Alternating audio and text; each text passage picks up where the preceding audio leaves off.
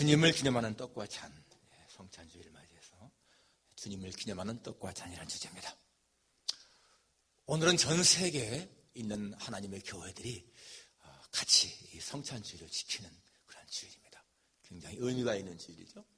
여러분, 이 성찬주일의 시작은 1936년에 미국에 있는 우리 장로교회에서 시작했습니다. 여러분, 지금 장로교회가 미국에서는 그 숫자로 볼 적에는 한 10번째 이렇게 되지만은, 그러나 이 미국을 처음 세운 청교도들이 우리 장로교회였고요. 그리고 많은 대통령들이 장로교회에서 배출됐습니다. 정말 미국을 이끌어온 지도자들이 많은 것을 알 수가 있습니다.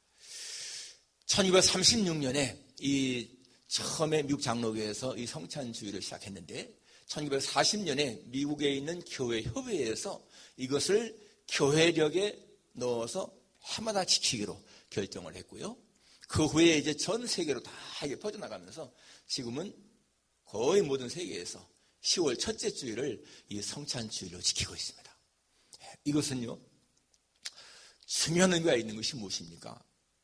각 나라마다 드리는 예배 의식이 조금씩 다르고 이 성찬식 행위가 조금씩 다르지만은, 그러나 예수님의 살과 예수님의 피를 기념하는 떡과 잔을 나누면서 예수님의 살과 피를 기념하는 공통된 것을 갖고 있지 않습니까? 얼마나 중요한지 모르죠. 그러므로 말미암아서 전 세계에 있는 하나님의 교회가 한날에 예수님의 죽으심을 기억하고, 그리고 예수님 안에서 하나가 되는 그런 의식 갖는 거 굉장히 중요한 것입니다.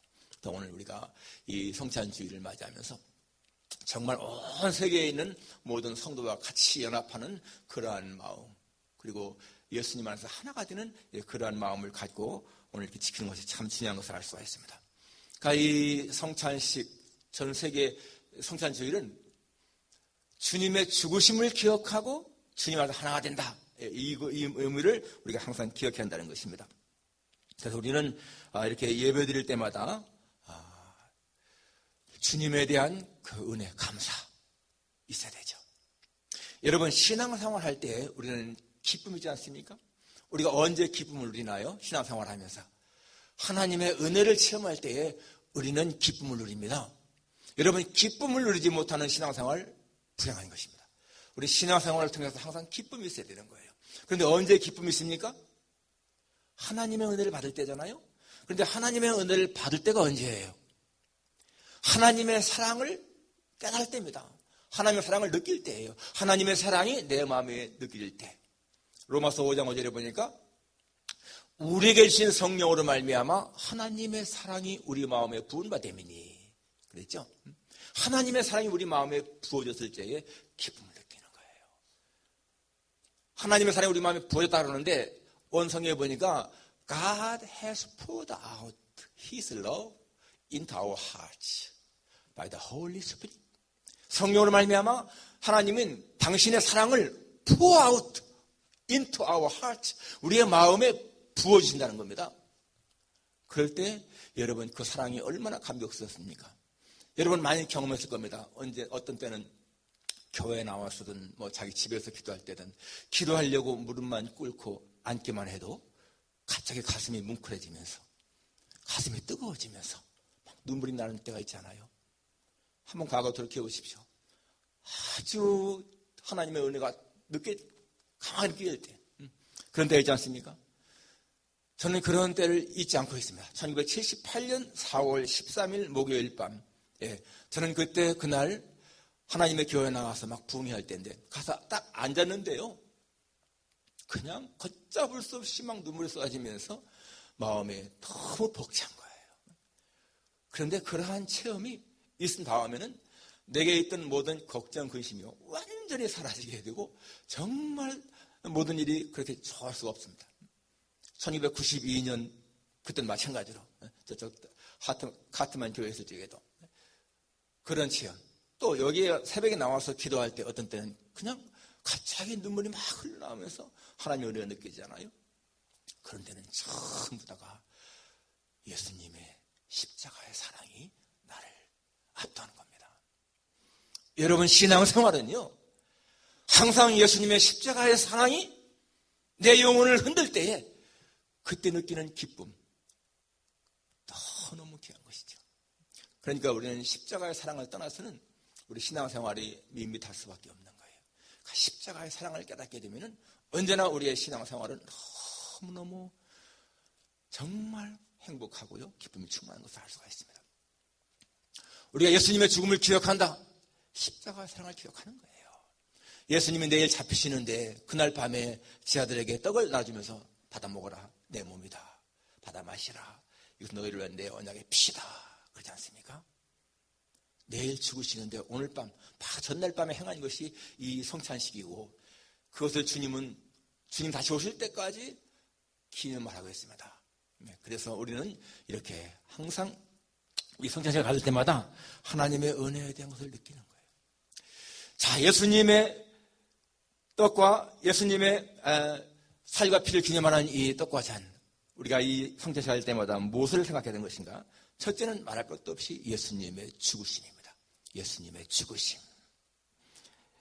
여기 이것은 너희를 위하는 내 몸이다. 너희를 위하는 내 몸이다. 바로 예수님의 희생을 보이지 않습니까? 여러분, 내가 나라는 존재가 무엇일까요? 죄 없는 의인이 죽고 그 대신에 살아난 죄인이 나인 거예요. 하나님의 아들이 죽으시고 대신 살아난 자, 그게 나인 거예요. 우리는 이 성찬식을 대할 때마다 하나님 앞에 진짜 그런 고백이 필요한 겁니다. 하나님, 어떻게 이러한 일이 일어날 수 있습니까? 어떻게 하나님의 아들이 창조주께서 나 같은 죄인을 위해서 죽으실 수가 있습니까? 그러한 하나님 앞에 고백이 있어야 됩니다. 정말 나는 주님의 죽으심을 늘 기억하며 살기를 원합니다. 옛날에요, 한국에서 이 대학생 동아리 팀들이 같이 여름에 해수욕장을 갔는데, 이 수영을 잘하는 여학생이 이제 수영을 잘하니까 바다 깊이에 들어가서 수영을 하는데 갑자기 다리에 쥐가 났습니다. 다리에 쥐가 나니까 수영을 못하고 막 허우적거렸단 말이에요.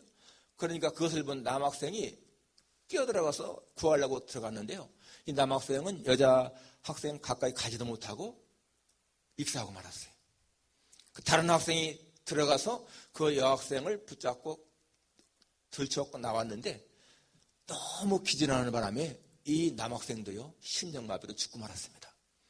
여러분, 이 여학생이 마음이 어떻겠습니까? 자기 하나 살리려고요, 정말 장래가 창창한 두 청년이 죽고 말았습니다. 그때 그 여자 학생은요, 그 사람들의 죽음을 잊어버릴 수가 없는 거예요. 내가 당신들 목까지 세 사람의 몫을 살아야 한다. 그런 마음의 결심이 있었고요. 삶의 태도나 방식이요, 평범하지 않았습니다. 그 생명 때문에 살았기 때문에.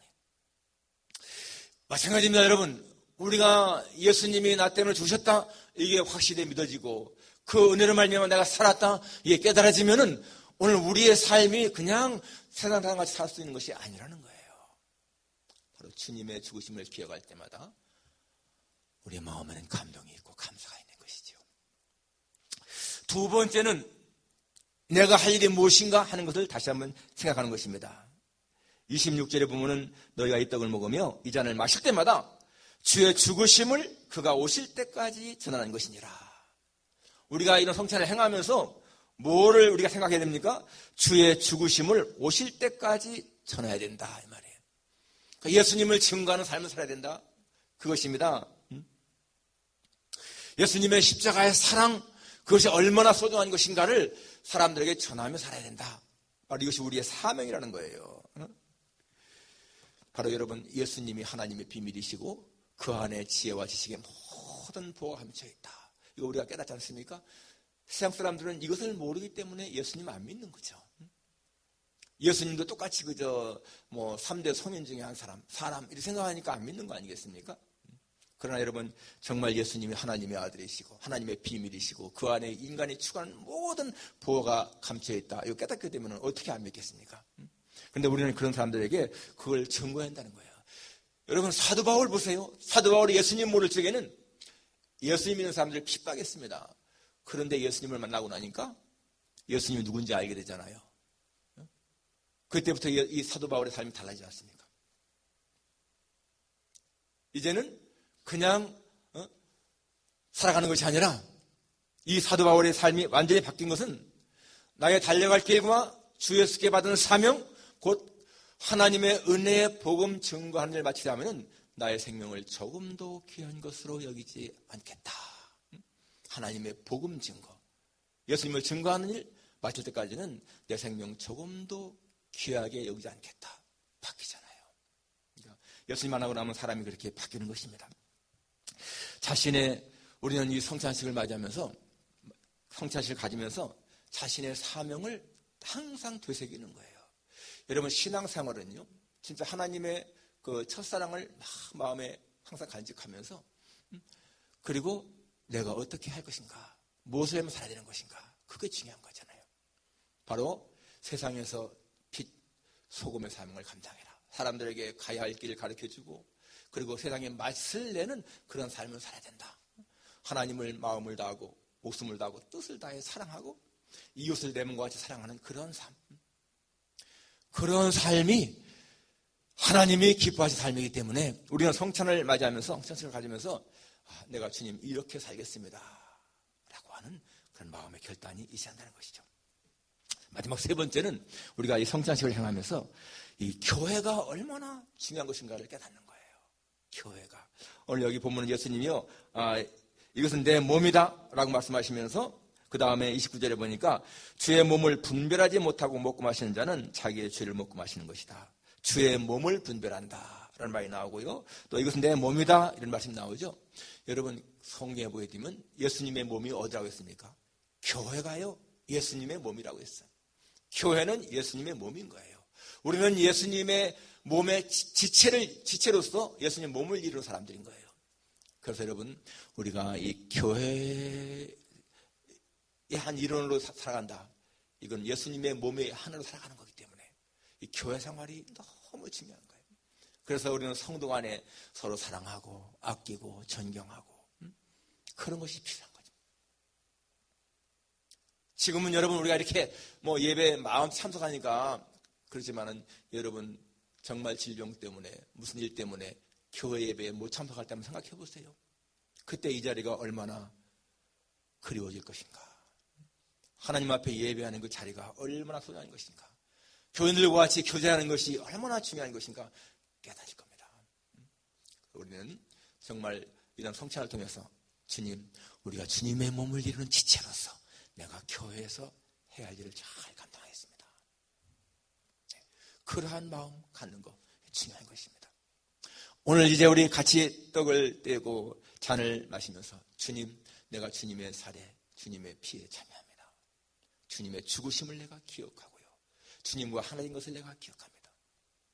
그러나 여러분, 주님의 죽으심만 기억할 것이 아니고 우리는 다시 사신 예수님, 부활하신 예수님을 붙잡을 때 우리에겐 진정한 소망이 있는 거예요. 예수님이 죽고 말았으면 아무것도 아니잖아요. 다시 살았지 않습니까? 우리에게 부활의 소망, 얼마나 중요한 것입니까? 그러니까 일상 사람들은 친지나 자기 가족이 죽었을 적에는 다시 못 볼 것 같은 것 때문에 너무 서러워 울지만, 그러나 우리에게는 그 부활의 소망 때문에 그 슬픔을 이길 수 있는 거 아니겠어요? 이게 얼마나 귀중한 것인가. 오늘 참 금년에는 부활절 때에도 우리가 성찬식 못 가지 않습니까? 근데 오늘 이렇게 성찬식 갖게 되는 거 하나님 앞에 감사한 마음으로 같이 떡을 들고요, 잔을 들면서 우리 하나님의 은혜, 하나님의 사랑을 우리 마음에 풍성하게 느끼기를 바랍니다.